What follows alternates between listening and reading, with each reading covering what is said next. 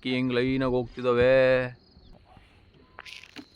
ತುಂಬ ದುಃಖ ಆಗ್ತಿದೆ ಫ್ರೆಂಡ್ಸ್ ಅದನ್ನ ಹೇಳೋಕ್ಕೆ. ಡ್ರ್ಯಾಗನ್ ಫ್ರೂಟ್ ಬೆಳೆಯೋಕ್ಕೂ ಸಹ ಇದ್ದೀವಿ, ಪುಣ್ಯ ಮಾಡಿದವ್ರಿಗೆ ಅಷ್ಟೇ ಸಿಗ್ತೈತಿ, ಇದು ಎಲ್ಲರಿಗೂ ಸಿಗೋದಿಲ್ಲ ಇದು. ಸೊ ನನ್ನ ಕೈಲಾದಷ್ಟು ನಾನು ಡೈಲಿ ಅವರಿಗೆ ಒಂದು ಸ್ವಲ್ಪ ಫ್ರೂಟ್ಸ್ ತೊಗೊಂಡೋಗಿ ಕೊಡ್ತೀನಿ. ಸೊ ಇದು ನನಗೊಬ್ಳಿಗೆ ಅಲ್ಲ, ನಮ್ಮ ಹಸ್ಬೆಂಡ್ಗೂ ಸೇರಿ ನಾನು ಕಟ್ ಮಾಡಿ ಇಟ್ಕೊಂಡಿದ್ದೀನಿ. ಕಂಡು ತರಾವಿ 20 ರಕಾತನು ಕಂಪ್ಲೀಟ್ ಆಯಿತು.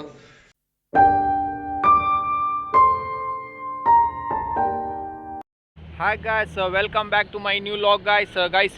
ಇವತ್ತಿನ ಲಾಗ್ ಬಂದುಬಿಟ್ಟು ಕಂಪ್ನಿ ರೂಟಲ್ಲಿ ನಾನು ಸ್ಟಾರ್ಟ್ ಮಾಡ್ತಾ ಇದ್ದೆ, ಕಂಪ್ನಿಗೆ ಹೋಗ್ತಾ ಇದ್ದೆ.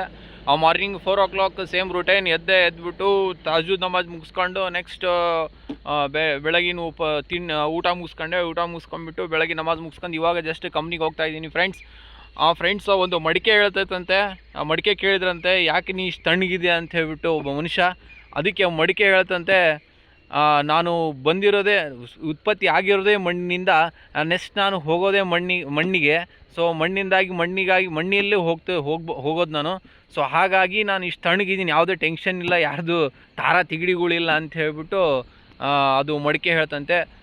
ಸೊ ಹಾಗಾಗಿ ಫ್ರೆಂಡ್ಸ್, ನಾವು ಅಷ್ಟೇ ಯಾವಾಗಲೂ ಕೂಲಾಗಿರಬೇಕು, ಯಾವುದನ್ನು ಟೆನ್ಷನ್ ತೊಗೋಬಾರ್ದು.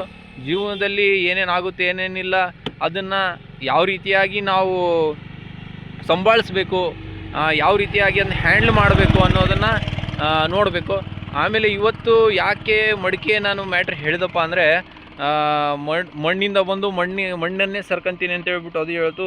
ಅದೇ ರೀತಿ ನಿನ್ನೆ ರಾತ್ರಿ ಒಂದು 11:30 ಆಗಿತ್ತು ಫ್ರೆಂಡ್ಸ್.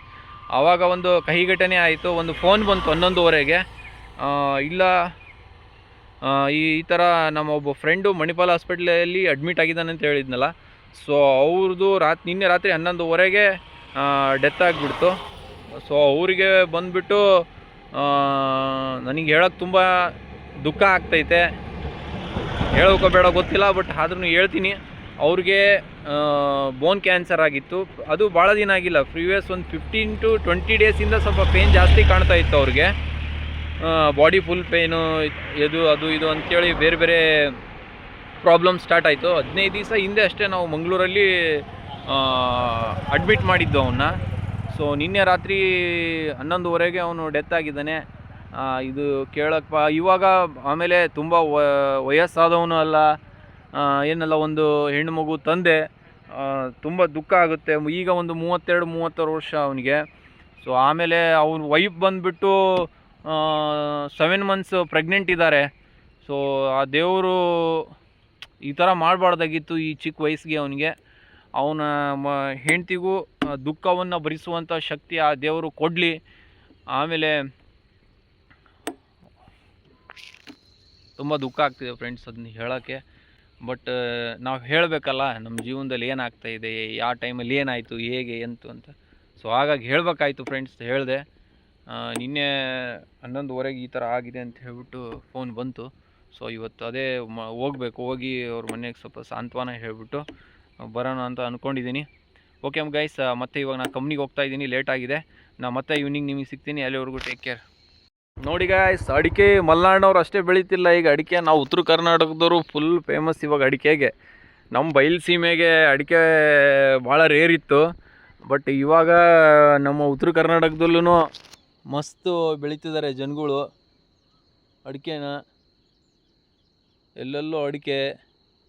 ಅವಾಗಿತ್ತು ಗಾಯ್ಸ್, ಬರೀ ಗೋವಿನ ಜೋಳ ಬೆಳಿಬೇಕು, ಬೆಳ್ಳುಳ್ಳಿ ಬೆಳಿಬೇಕು, ಜೋಳ ಬೆಳಿಬೇಕು. ಬಟ್ ಇವಾಗ ಹಂಗಿಲ್ಲ, ಎಲ್ಲದಕ್ಕೂ ಸಹಿ. ಡ್ರ್ಯಾಗನ್ ಫ್ರೂಟ್ ಬೆಳೆಯೋಕ್ಕೂ ಸಹಿ ಇದ್ದೀವಿ, ಆ್ಯಪಲ್ ಬೆಳೆಯೋಕ್ಕೂ ರೆಡಿ ಇದ್ದೀವಿ. ಅಡಿಕೆ ಅಂತೂ ಇವಾಗ ಆಲ್ಮೋಸ್ಟ್ ಆಲ್ ಉತ್ತರ ಕರ್ನಾಟಕದಲ್ಲಿ ಪ್ರತಿಯೊಬ್ಬರು 10 ಎಕರೆ 5 ಎಕರೆ ಇದ್ದವರು 3 ಎಕರೆ 2 ಎಕರೆ 4 ಎಕರೆ ಗಂಟಲೆ ಮಾಡಿದ್ದಾರೆ. ನೋಡಿ ಗಾಯ್ಸ್, ಫುಲ್ ಅಡಿಕೆ. ಕಡೆ ಕುರಿ ಮೇಯಿಸ್ತಿದ್ದಾರೆ. ಬೆಳಗ್ಗೆ ಇದೆಲ್ಲ ಕ್ಲೈಮೇಟ್ ನೋಡೋಕೆ ತುಂಬ ಖುಷಿ ಅನಿಸುತ್ತೆ. ಇದು ಎಲ್ಲರಿಗೂ ಸಿಗಲ್ಲ, ಇದು ಪುಣ್ಯ ಮಾಡಿದವ್ರಿಗೆ ಅಷ್ಟೇ ಸಿಗ್ತೈತಿ, ಇದು ಎಲ್ಲರಿಗೂ ಸಿಗೋದಿಲ್ಲ ಇದು ಈ ಕ್ಲೈಮೇಟು.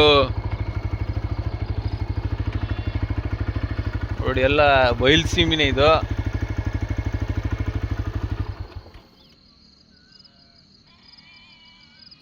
ನೋಡಿ ಕುರಿ ಹೆಂಗೆ ಉದುರ್ತಿದ್ದಾವೆ.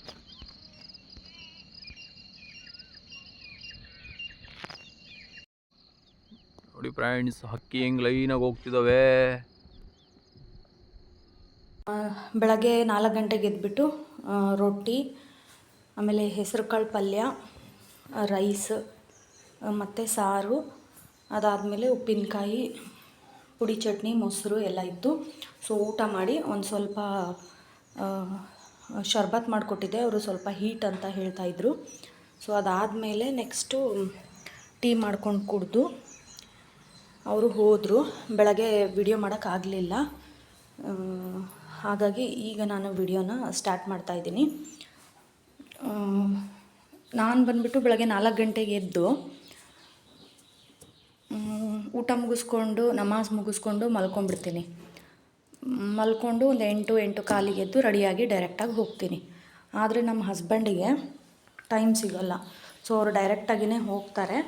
ಹೋಗಿಬಿಟ್ಟು ಈವ್ನಿಂಗ್ ಬರ್ತಾರಲ್ಲ, ಸೊ ಹಾಗಾಗಿ ಅವರು ಸ್ವಲ್ಪ ಜಾಸ್ತಿ ಟಯರ್ಡ್ ಆಗ್ತಾರೆ. ಸೊ ನಾನೀಗ ಫ್ರೂಟ್ಸ್ ಎಲ್ಲ ತಗೊಳ್ತಾ ಇದ್ದೀನಿ. ಏನಕ್ಕೆ ಅಂತಂದರೆ ನಮ್ಮ ಹಾಸ್ಟೆಲಲ್ಲಿ ಒಬ್ಬರು ಮೇಡಮ್ ಇದ್ದಾರೆ, ಅವರೂ ಉಪವಾಸ ಇದ್ದಾರೆ. ಸೊ ಹಾಗಾಗಿ ಅವರಿಗೆ ಈವ್ನಿಂಗ್ ಅವ್ರ ಹಾಸ್ಟೆಲಲ್ಲಿ ಇರೋದ್ರಿಂದ ಅವ್ರಿಗೆ ಏನೂ ಸಿಗಲ್ಲ ಈವ್ನಿಂಗು ಉಪವಾಸ ಬಿಡೋಕ್ಕೆ. ಸೊ ನಾನು ಅವರಿಗೆ ಒಂದು ಸ್ವಲ್ಪ ಫ್ರೂಟು, ಒಂದು ಬಾಳೆಹಣ್ಣು, ಫ್ರೂಟ್ಸು, ಡೇಟ್ಸ್ ಇದೆಲ್ಲ ತೊಗೋತೀನಿ ರೋಸಾ ಬಿಡೋಕ್ಕೆ. ಸೊ ಅವ್ರು ಮತ್ತೆ ಸಿಟಿಗೆ ಹೋಗಬೇಕು ಅಂತಂದರೆ ಪರ್ಮಿಷನ್ ಹಾಕಿ ಹೋಗಬೇಕು. ಆಮೇಲೆ ಸಿಟಿಗೆ ಹೋಗೋಕ್ಕೇನು ವೆಹಿಕಲ್ ಫೆಸಿಲಿಟಿ ಬೇಗ ಸಿಗುತ್ತೆ, ಯಾರಾದ್ರೊಬ್ಬರು ಫ್ರೀ ಇದ್ದರೆ ಕರ್ಕೊಂಡು ಹೋಗ್ತಾರೆ. ಬಟ್ ಬೇಗ ಸಿಗದೇ ಇರೋದ್ರಿಂದ ಅವ್ರಿಗೆ ಕಷ್ಟ ಆಗತ್ತೆ ಸ್ವಲ್ಪ. ಸೊ ಹಾಗಾಗಿ ನಾನೇ ಫ್ರೂಟ್ಸ್ ತೊಗೊಂಡು ಹೋಗೋಣ ಅಂತ ಡಿಸೈಡ್ ಮಾಡಿದ್ದೀನಿ. ಹಾಗೆ ಒಂದು ಸ್ವಲ್ಪ ದ್ರಾಕ್ಷಿಯನ್ನು ತೊಗೋತೀನಿ.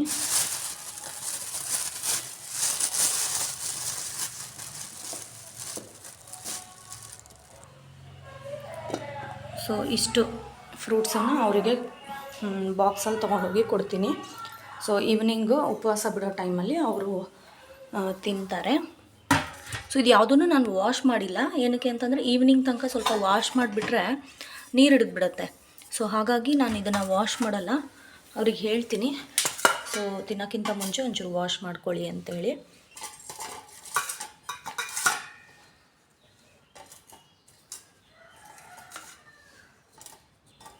ಸೊ ಡ್ರೈ ಇರೋದ್ರಿಂದ ಏನಾಗುತ್ತೆ, ಈವ್ನಿಂಗ್ ತನಕ ಮೇಂಟೈನ್ ಆಗುತ್ತೆ. ವಾಶ್ ಮಾಡಿ ಇಟ್ಬಿಟ್ರೆ ಕಷ್ಟ ಆಗುತ್ತೆ.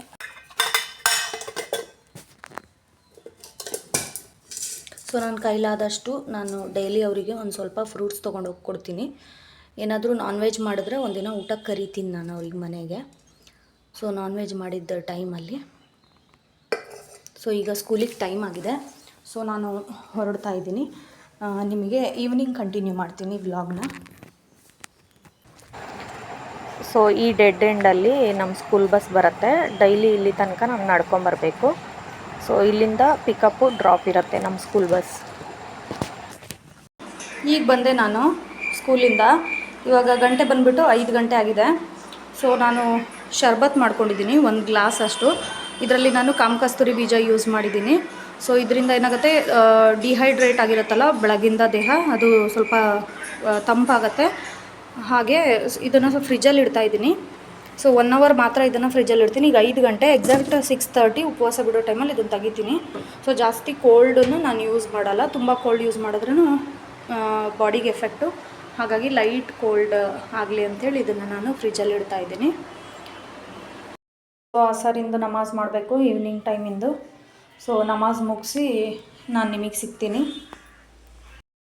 ಸೊ ಬೆಳಗ್ಗೆದು ಸ್ವಲ್ಪ ಹೆಸರು ಕಾಳು ಪಲ್ಯ ಇತ್ತು, ಅದನ್ನು ಬಿಸಿಗಿಟ್ಟಿದ್ದೀನಿ. ಈ ಸೈಡು ಕುಕ್ಕರಲ್ಲಿ ಬೇಳೆ ಬೇಯಿಸೋಕ್ಕಿಟ್ಟಿದ್ದೀನಿ ನುಗ್ಗೆಕಾಯಿ ಸಾಂಬಾರು ಮಾಡೋಕ್ಕೆ. ಹಾಗೆ ಸ್ವಲ್ಪ ಅಕ್ಕಿ ತೊಳೆದು ಅನ್ನಕ್ಕೆ ಇಡಬೇಕು. ಸೊ ಅನ್ನ ಆಗೋದ್ರೊಳಗೆ ಮತ್ತು ಬೇಳೆ ಬೇಯೋದ್ರೊಳಗೆ ನಂದು ಒಂಚೂರು ವೀಡಿಯೋ ಎಡಿಟ್ ಮಾಡೋದಿದೆ ನೆನ್ನೆದು. ಅದು ವೀಡಿಯೋ ಎಡಿಟ್ ಮಾಡಿಬಿಟ್ಟು ಅಪ್ಲೋಡಿಗೆ ಇಟ್ಬಿಟ್ಟು ನಾನು ಅಡುಗೆ ಮಾಡೋಕ್ಕೆ ಕೂತ್ಕೋತೀನಿ. ಸೊ ಹೆಸರುಬೇಳೆ ಪಲ್ಯ ಕುದೀತಾ ಇದೆ, ಮುಗೀತು. ಈಗ ಅನ್ನಕ್ಕೆ ಇಟ್ಬಿಟ್ಟು ನಾನು ವೀಡಿಯೋ ಎಡಿಟ್ ಮಾಡೋಕ್ಕೆ ಹೋಗ್ತೀನಿ. ಈಗ ಬಂದ್ಬಿಟ್ಟು ಟೈಮು 6:20 ಆಗಿದೆ. ಸೊ ಉಪವಾಸ ಬಿಡೋ ಟೈಮು. ಅದಕ್ಕೋಸ್ಕರ ನಾನು ಫ್ರೂಟ್ಸನ್ನೆಲ್ಲ ವಾಶ್ ಮಾಡಿ ರೆಡಿ ಮಾಡ್ತಾಯಿದ್ದೀನಿ ಉಪವಾಸ ಬಿಡೋಕ್ಕೆ. ಸೊ ಸ್ವಲ್ಪ ದ್ರಾಕ್ಷಿ ಇದೆ, ದ್ರಾಕ್ಷಿನ ಚೆನ್ನಾಗಿ ವಾಶ್ ಮಾಡಿ ತೆಗೆದಿಟ್ಕೋತೀನಿ. ಇದ್ರ ಜೊತೆಗೆ ನಾನು ಒಂದು ಸ್ವಲ್ಪ ಮಸ್ಕ್ ಮೆಲನ್ನು, ಆಮೇಲೆ ಖರ್ಜೂರ, ಸಪೋಟ, ಆ್ಯಪಲ್, ಬನಾನಾ, ಯಾವ್ಯಾವ ಫ್ರೂಟ್ಸ್ ಇದೆ ನಮ್ಮ ಮನೇಲಿ ಅದನ್ನೆಲ್ಲನೂ ಒಂದು ಸ್ವಲ್ಪ ತೆಗೆದಿಟ್ಕೊತೀನಿ. ಆ್ಯಕ್ಚುಲಿ ಇಷ್ಟೊಂದು ಫ್ರೂಟ್ಸು ಒಬ್ಬರೇ ತಿಂತಾರೆ ಅಂತ ಅಂದ್ಕೋಬೋದು ನೀವು. ಬಟ್ ನಾನು ಇದೆಲ್ಲ ರೆಡಿ ಮಾಡಿಟ್ರೆ ನಮ್ಮ ಹಸ್ಬೆಂಡ್ ನಮಾಜ್ ಮುಗಿಸ್ಕೊಂಡು ಬಂದು ಅವರು ಕುತ್ಕೊಂಡು ಒಂದು ಸ್ವಲ್ಪ ತಿಂತಾರೆ. ತಿಂದಾದಮೇಲೆ ನಾವಿಬ್ಬರು ಒಟ್ಟಿಗೆ ಟೀ ಕುಡಿತೀವಿ. ಸೊ ಆವಾಗ ಒಂದು ಸ್ವಲ್ಪ ಒಂದು ಅರ್ಧ ಮುಕ್ಕಾಲು ಗಂಟೆ ಒಂದು ಕ್ವಾಲಿಟಿ ಟೈಮ್ ಸ್ಪೆಂಡ್ ಆಗುತ್ತೆ ನಮಗೆ ಮಾತಾಡ್ತಾ. ಸೊ ಈಗ ಫುಲ್ ಒಂದು ಪ್ಲೇಟ್ ಫುಲ್ ರೆಡಿಯಾಗಿದೆ ಫ್ರೂಟ್ಸ್. ಎಕ್ಸಾಕ್ಟ್ 6:30 ಆಗಿದೆ ಈಗ ಟೈಮು. ಸೊ 6:40ಗೆ ಉಪವಾಸ ಬಿಡಬೇಕು. ಸೊ ಇದ್ರ ಜೊತೆಗೆ ನಾನು 1 ಅವರ್ ಮುಂಚೆನೇ ಶರ್ಬತ್ ಮಾಡಿ ಇಟ್ಟಿದ್ದೆ ಫ್ರಿಜ್ ಒಳಗೆ. ಸೊ ಅದನ್ನು ನಾನು ತೊಗೊಂಡು ರೆಡಿ ಮಾಡಿ ಇಟ್ಕೋತೀನಿ. ಇದು ಶರ್ಬತ್ ಬಂದ್ಬಿಟ್ಟು ತುಂಬ ಕೋಲ್ಡ್ ಇಲ್ಲ, ಸ್ವಲ್ಪ ತಣ್ಣಗಿದೆ ಅಷ್ಟೇ. ಅಂದರೆ ರೂಮ್ ಟೆಂಪ್ರೇಚರ್ಗಿಂತ ಸ್ವಲ್ಪ ಲೈಟಾಗಿ ತಣ್ಣಗಿದೆ, ಜಾಸ್ತಿ ಬಿಸಿ ಇಲ್ಲ. ಸೊ ಅಡುಗೆಗೆ ರೆಡಿ ಮಾಡ್ಕೋತಾ ಇದ್ದೀನಿ ನಾನು. ಮೆಂತ್ಯ ಸೊಪ್ಪು ಮತ್ತು ಹೀರೆಕಾಯಿ ಹಾಕಿ ಮೆಂತ್ಯ ಸೊಪ್ಪಿನ ಪಚಡಿ ಮಾಡ್ತಾಯಿದ್ದೀನಿ. ಅದಾದಮೇಲೆ ನುಗ್ಗೆಕಾಯಿ ಸಾರು ಮಾಡ್ತಾಯಿದ್ದೀನಿ. ಅದಕ್ಕೆ ಮಸಾಲೆ ಎಲ್ಲ ಜೋಡಿಸ್ಕೊತಾ ಇದ್ದೀನಿ. ನುಗ್ಗೆಕಾಯಿ ಎಲ್ಲ ಹೆಚ್ಚಿಟ್ಕೊಂಡೆ. ಹಾಗೆ ಜೋಳದ ರೊಟ್ಟಿಗೂ ಕಲಸಿಟ್ಕೊಂಡಿದ್ದೀನಿ ಹಿಟ್ಟು ಜೋಳದ ರೊಟ್ಟಿ ಮಾಡ್ತೀನಿ. ಸೊ ಈಗ ಟೈಮ್ ಬಂದುಬಿಟ್ಟು 6:35 ಆಗಿದೆ. ಇನ್ನೂ 5 ನಿಮಿಷ ಇದೆ ಅಷ್ಟೇ ರೋಸಾ ಬಿಡೋಕ್ಕೆ.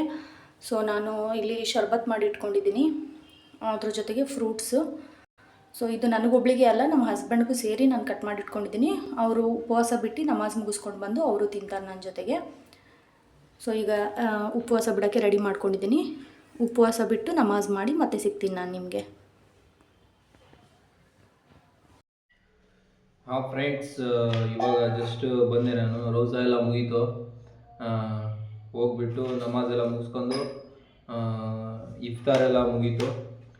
ಬಂದು ಸ್ವಲ್ಪ ಸ್ನ್ಯಾಕ್ಸ್ ಎಲ್ಲ ತಿಂದ್ಬಿಟ್ಟು ನೆಕ್ಸ್ಟ್ ಇವಾಗ ಅದೇ ಸ್ವಲ್ಪ ರೈಟ್ ಊಟಕ್ಕೆ ಸೌತೆಕಾಯಿ ಹೆಚ್ಚು ಅಂತೇಳಿ ಮನೆಯಲ್ಲಿ ಕೊಟ್ಟರು, ಎಷ್ತಾ ಇದ್ದೆ. ಆಮೇಲೆ ಫ್ರೆಂಡ್ಸ್ ಇವತ್ತು ಅದೇ ಬೆಳಗ್ಗೆ ಹೇಳಿದ್ನಲ್ಲ, ಹೋಗ್ಬಿಟ್ಟು ಮಾಲೆ ತೊಗೊಂಡೋಗಿ ಹಾಕಿಬಿಟ್ಟು ಅವ್ರ ಮನೆಯವರೆಲ್ಲ ಸಾಂತ್ವನ ಹೇಳಿಬಿಟ್ಟು ಬಂದೆ. ನೋಡಿ ಫ್ರೆಂಡ್ಸ್, ಜೀವನ ಅನ್ನೋದು ಒಂಥರ ಒಂದು ನೀರಿನ ಮೇಲೆ ಗುಳ್ಳಿ ಇದ್ದಂಗೆ, ಯಾವ ಟೈಮಲ್ಲಿ ಏನಾಗುತ್ತೆ ಅಂತ ಹೇಳೋಕ್ಕಾಗಲ್ಲ. ಇರೋವಷ್ಟು ದಿನ ಎಲ್ಲರಿಗೂ ಒಳ್ಳೇದು ಮಾಡಿಕೊಂಡು ಎಲ್ಲರ ಜೊತೆ ಖುಷಿಯಾಗಿ ಚೆನ್ನಾಗಿ ಇಟ್ಕೊಂಡು ಹೋಗಬೇಕು. ಅವನು ಒಳ್ಳೆ ಹುಡುಗ. ಆಲ್ಮೋಸ್ಟ್ ಅಲ್ಲಿ ಅವನು ನಮ್ಮ ಫ್ಯಾಕ್ಟ್ರಿ, ಇನ್ನೊಂದು ಹೊಸ ಫ್ಯಾಕ್ಟ್ರಿ ಇದೆ, ಅಲ್ಲಿ ವರ್ಕ್ ಮಾಡೋದು, ಗೋಲ್ಡನ್ HRC ಅಂತ ಹೇಳಿ, ಆ ಕಂಪ್ನೀಲಿ ವರ್ಕ್ ಮಾಡ್ತಾ ಇದ್ದ. ಸಿನ್ಸ್ ಅಲ್ಲಿ ವರ್ಕ್ ಮಾಡೋಕ್ಕೆ ಸ್ಟಾರ್ಟ್ ಮಾಡಿ 1 ಇಯರ್ ಆಗಿತ್ತು ಅವನು. ನೋಡಿ, ಯಾವುದೇ ಇಂಡಿಕೇಶನ್ ಇಲ್ಲ ಇದುವರೆಗೂ. ಸಡನ್ನಾಗಿ ಅಡ್ಮಿಟ್ ಆಗಿರೋದು. ಚೆಕ್ ಮಾಡಿ ನೋಡಿದರೆ ಆ ರಿಸಲ್ಟ್ ಬಂದಿದೆ. ಮುಂಚೆ ಸ್ವಲ್ಪ ಸಿಂಪ್ಟಮ್ಸ್ ಇತ್ತು ಅವನಿಗೆ, ಜ್ವರ ಅದೆಲ್ಲ ಇತ್ತು. ಅವನಿಗೆ ಕೇರ್ಲೆಸ್ ಮಾಡಿದ್ದಾನೆ ಸ್ವಲ್ಪ. ಡಾಕ್ಟ್ರ್ ಹೇಳೋ ಪ್ರಕಾರ 15 ಇಯರ್ಸಿಂದ ಇದೆ ಅವನಿಗೆ ಅಂತ ಹೇಳಿದ್ದಾರೆ. ಸೊ ಹಾಗಾಗಿ ಅದು ಒಂದು ಇವತ್ತಿಂದು ತುಂಬ ಕಹಿ ಘಟನೆ ಅದು ಆಗಿರೋದು. ಜೀವನದಾಗೆ ನೋಡಿ ಹೇಳ್ತೀನಿ, ಯಾವುದಕ್ಕೂ ನೆಗ್ಲೆಕ್ಟ್ ಮಾಡಬೇಡಿ. ಸ್ವಲ್ಪ ಇದ್ದಾಗೇ ತೋರಿಸ್ಕೊಂಬಿಡ್ಬೇಕು. ನೋಡಿ ಈಗ ಪಾಪ ಏನು ಮಾಡ್ಬೇಕಾ, ಹೆಣ್ಮಗಳು ಒಂದು ಮಗು, ಅದು 2 ಇಯರ್ಸ್ದೇನೋ ಇದೆ ಒಂದು ಮಗು. ಆಮೇಲೆ ಇವಾಗ ಅವನ ವೈಫ್ ಬಂದುಬಿಟ್ಟು 7 ಮಂತ್ಸ್ ಪ್ರೆಗ್ನೆಂಟು. ಓದಿಲ್ಲ ಹುಡುಗಿ. ಈಗ ಅದೇ ನೋಡ್ಬೇಕು, ಈಗ ನೆಕ್ಸ್ಟ್ ಫ್ಯೂಚರು ಡೆಲಿವರಿ ಆಗಿ ಮೇಲೆ ಅದೇ ಕಂಪ್ನೀಲಿ ಅವನಿಗೆ ಅದೇ ಕೆಲಸನೇ ಕೊಡಿಸ್ಬೇಕಂತ ಹೇಳಿ ಮಾತಾಡ್ತಿದ್ರು. ನೋಡೋಣ. ಅವ್ರ ಅಣ್ಣ ನಾವು ತುಂಬ ಕ್ಲೋಸು. ಇವನು ನಮಗೆ ಕ್ಲೋಸೇ, ಅವನಿಗಿಂತ ಅವ್ರ ಅಣ್ಣ ನಮಗೆ ಭಾಳ ಕ್ಲೋಸ್ ಇದ್ದ. ಸೊ ಈ ರೀತಿಯಾದಂಥ ಒಂದು ಕಹಿ ಘಟನೆ ಇವತ್ತು ನಡೆದು ಹೋಗ್ಬಿಡ್ತು. ನಡಿಬಾರ್ದು, ಯಾರ ಜೀವನದಲ್ಲಿ ಈ ಥರ ಕಷ್ಟ ಬರಬಾರ್ದು ಅಂತ ಹೇಳ್ಬೋದು. ಗೊತ್ತಿದ್ರೆ ಮುಂಚೆನೇ ಏನಾದರೂ ಮಾಡ್ಬೋದಿತ್ತು ಅಲ್ವೇನ್ರಿ, ಟ್ರೀಟ್ಮೆಂಟ್ ಆ ಥರ ಎಲ್ಲ. ಅದು ಹಂಗೆ, ಅದು 4th ಸ್ಟೇಜಲ್ಲಿ ಐತಿ ಅಂತ ಹೇಳಿದ್ರೆ ಏನು ಮಾಡೋಕ್ಕಾಗುತ್ತೆ. 4th ಸ್ಟೇಜಲ್ಲಿ ಅದು ಬೋನು, ಏನು ಮಾಡೋಕ್ಕಾಗಲ್ಲ. ಅವನ ಹಣೆ ಬರ ಅಷ್ಟಿತ್ತು ಅನ್ನೋದಷ್ಟೇ. ಇವೆಲ್ಲ ಕಚ್ಚಾಡ್ಕೊಂಡು ಒಬ್ರಿಗೊಬ್ರು ಮುನ್ಸ್ಕೊಂಡು ಜೀವನ ಮಾಡಿದ್ರಾಗ ಏನು ವ್ಯರ್ತಿಲ್ಲ. ನಶ್ವರ ಜೀವನ ಅನ್ನೋದೇ ಒಂದು ನಶ್ವರ. ಹೇಳೋಕ್ಕಾಗಲ್ಲ. ಯಾವುದಕ್ಕೂ ಜೀವನದಾಗ ನೆಗ್ಲೆಕ್ಟ್ ಮಾಡಬಾರ್ದು. ನೆಗ್ಲೆಕ್ಟ್ ಮಾಡಿದ ನಾವು ಹಿಂಗೆಲ್ಲ ಆಗ್ತವೆ. ಇವಾಗಿನ ಬಿಸಿ ಶೆಡ್ಯೂಲಲ್ಲಿ ಜನ ಏನು ಮಾಡ್ತಾರೆ ಅಂದರೆ ಜ್ವರ ಬಂದೂ ಡೋಲೋ ಮಾಡ್ತಾರೆ. ನೋಡಿ, ಜೀವನದಾಗ ಯಾವುದಕ್ಕೂ ನೆಗ್ಲೆಕ್ಟ್ ಮಾಡಬಾರ್ದು ಅಂತ ಒಂದು ಉದಾಹರಣೆ. ನೋಡಿ, ಅವ್ನು ಸ್ವಲ್ಪ ನೆಗ್ಲೆಕ್ಟ್ ಮಾಡಿದ. ಅವನು ಫಸ್ಟ್ ಎಲ್ಲ ಸ್ವಲ್ಪ ಮೈಕೈ ನೋವಿನ ಮಾತ್ರೆ ನುಂಗಿದ್ವಾ, ಜ್ವರ ಬಂತ ಜ್ವರದ ಮಾತ್ರೆ ನುಂಗಿದ್ವಾ, ಆ ಥರ ಇಲ್ಲ. ಇವಾಗಿಂದು ಕಾಲ ಭಾಳ ಕೆಟ್ಟೋಗ್ಬಿಟ್ಟೈತೆ. ಯಾರಿಗೆ ಏನಾಗ್ತದೆ ಎಷ್ಟೊತ್ತಿಗೆ ಅಂತ ಹೇಳೋಕ್ಕಾಗಲ್ಲ. ಆಗಿದೆ ಫ್ರೆಂಡ್ಸ್. ಆಯ್ತಾ ಅದು ಸೌತೆಕಾಯಿ ಹಚ್ತಿದ್ದೀನಿ. ಇದೇ ಕೊಚ್ಚಿ ಅದಕ್ಕೆ ಹಾಕಿ ಪಚಡಿ ಹೆಚ್ಚಬೇಕು, ಪಚ್ಚಡಿ ಮಾಡಿ ಕಾಯಿ ಹಾಕಬೇಕು.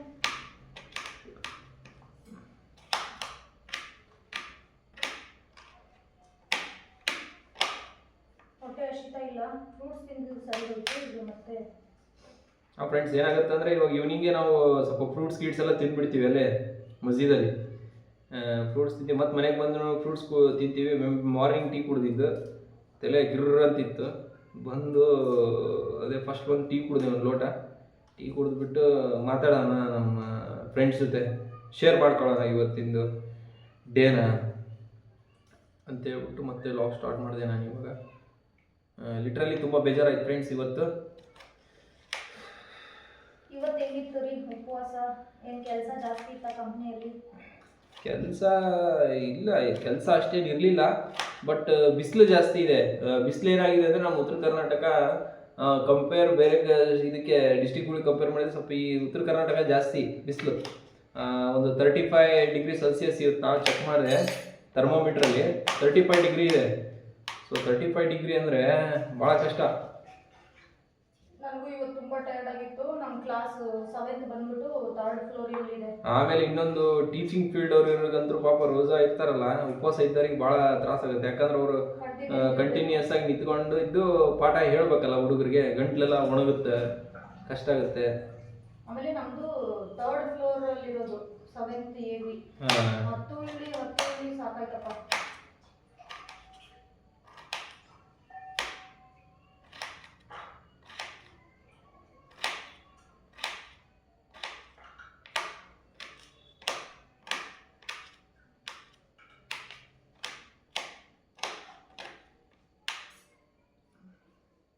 ಅಂದ್ರೆ ಕೆಲಸ ಇದ್ರೆ ಕಂಪ್ನಿ ಸ್ಕೂಲ್ ಈ ತರ ಇದ್ರೆ ಹೋಗೋದು ಡೈಲಿ ಗೊತ್ತಾಗಲ್ಲ. ಇಲ್ಲ, ಅದು ಇನ್ನೊಂದು ಏನಾಗುತ್ತೆ, ಫಸ್ಟ್ ಒಂದು 2-3 ದಿವಸ ಪ್ರಾಕ್ಟೀಸ್ ಆಗೋವರೆಗೂ ಅಷ್ಟೇ ಅಡ್ಜಸ್ಟ್ ಆಗುತ್ತೆ. ಬಟ್ ನಾವು ಕಷ್ಟ ಆಗುತ್ತೆ ಅಂತೇಳಿ ಬಿಡಬಾರ್ದು. ಯಾಕಂದರೆ ಇವತ್ತಿಂದು ಒಂದು ದಿನದ ರೋಜಾ ಉಪವಾಸ ಇದೆಯಲ್ಲ, ಅದು ನೆಕ್ಸ್ಟ್ ನಾವು ಇರ್ತೀವಪ್ಪ ಈ ತಿಂಗಳು ಬಿಟ್ಟು ಇರಬೇಕಂದ್ರೆ ಜೀವನ ಪೂರ್ತಿನೂ ಒಂದು ದಿನ ಸಿಗಲ್ಲ ನಮಗೆ ಇರಬೇಕಂದ್ರೂ. ಅಷ್ಟು ಮಹತ್ವದ್ದು ಇರುತ್ತಿದ್ದು ಒಂದು ರೋಜಾ, ಒಂದು ದಿನದ ಉಪವಾಸ.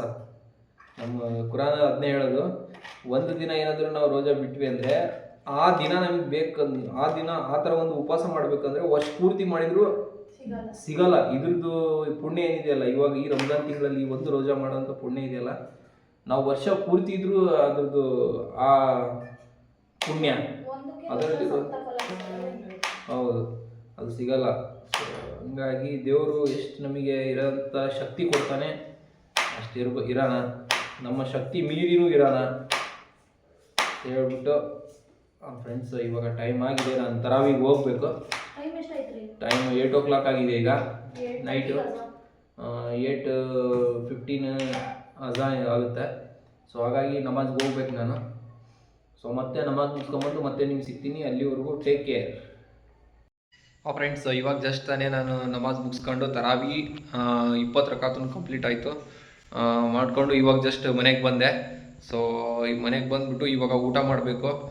ಊಟ ಇವತ್ತು ರೋಟಿ, ತರಕಾರಿ, ಸಾಂಬಾರು, ನುಗ್ಗೆಕಾಯಿ ಬೀನ್ಸ್ ಸಾರಂತೆ, ಉಂಡು, ಮೆಂತ್ಯ ಸೊಪ್ಪಿನ ಪಚ್ಚಡಿ. ಇವನ್ನಷ್ಟು ಉಂಡು ಮಲಗಬೇಕು ಗೈಸ್. ಕಣ್ಣೆಲ್ಲ ಕೆಂಪಾಗಿದ್ದಾವೆ, ಯಾಕಂದರೆ ನಾವು ಬೆಳಗ್ಗೆ 3:30-4 ಗಂಟೆಗೆ ಎದ್ದು ಬಿಡ್ತೀವಿ. ನಿದ್ದೆ ಆಗ್ತಿಲ್ಲ, ಅದಕ್ಕೆ ಊಟ ಮಾಡಿಬಿಟ್ಟು ಇವಾಗ ಮಲಗ್ತೀನಿ. ಮತ್ತು ನಾಳೆ ಹೊಸದು ಏನಾದರೂ ತಗೊಂಡು ನೆಕ್ಸ್ಟ್ ನಾಳೆ ಮತ್ತೆ ಸಿಗ್ತೀನಿ. ನಂದು ಇವತ್ತಿನ ವಿಡಿಯೋ ಲೈಕ್ ಆಗಿತ್ತು ಅಂದರೆ ನಿಮಗೆ ಶೇರ್ ಮಾಡಿ, ಕಮೆಂಟ್ ಮಾಡಿರಿ, ಲೈಕ್ ಮಾಡಿರಿ. ಇಷ್ಟು ಹೇಳಿ ಇವತ್ತಿನ ವ್ಲಾಗ್ ನಾನು ಇಲ್ಲಿ ಮುಗಿಸ್ತೀನಿ. ಮತ್ತೆ ನಾಳೆ ವ್ಲಾಗಲ್ಲಿ ನಿಮಗೆ ಸಿಗ್ತೀನಿ. ಅಲ್ಲಿವರೆಗೂ ಟೇಕ್ ಕೇರ್, ಗುಡ್ ನೈಟ್, ಬಾಯ್.